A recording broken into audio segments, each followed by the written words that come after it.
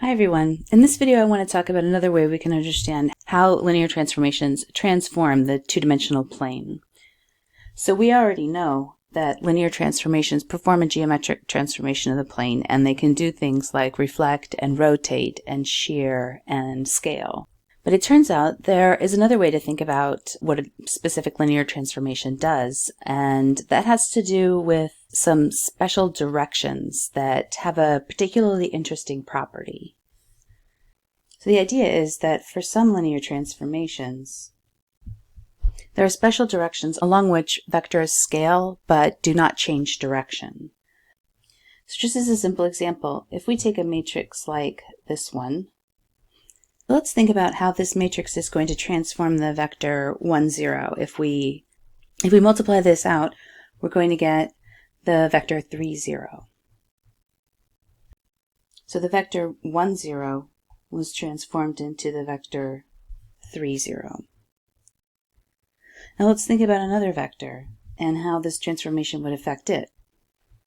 So if I take the vector 0, 2 and apply this transformation, what happens? Well, I'm going to get 0 in the first component and 4 in the second component. So my initial vector was 0, 2, and my transform vector is 0, 4. So in both of those cases, the image of the vector lies on the same subspace as the vector itself, in other words, on the same line. Now what if we take another vector, how about 1, 1, and see how this transformation affects it? So what I'll get if I multiply this through is the vector 3, 2. And we can see now that I start off with the vector 1, 1, and I apply this transformation to it, and I end up with the vector 3, 2. Now, the first two vectors that we looked at, their images lie on the same line, the same subspace as the original vector itself, but that's clearly not the case with the vector 1, 1.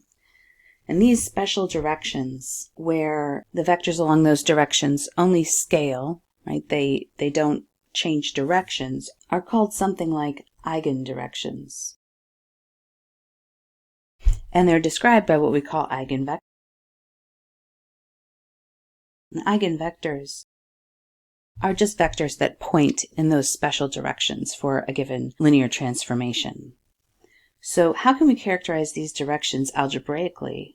Well, the idea is that acting on a vector in one of those directions doesn't do anything except scale.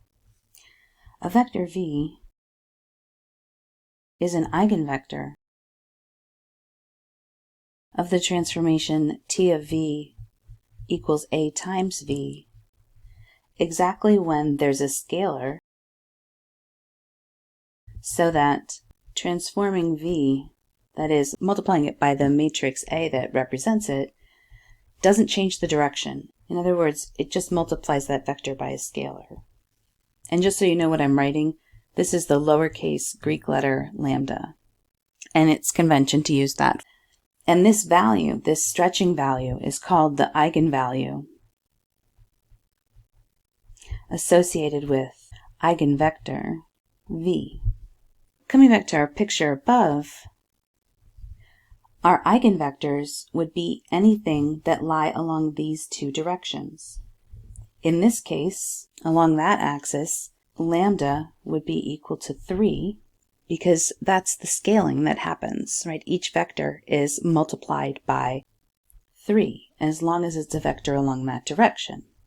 And any vector along that other direction, which happens to be the y-axis, is scaled by a factor of 2. So in that direction, our eigenvalue would be equal to 2, because a times any vector that's pointing in that direction is just equal to 2 times its original value.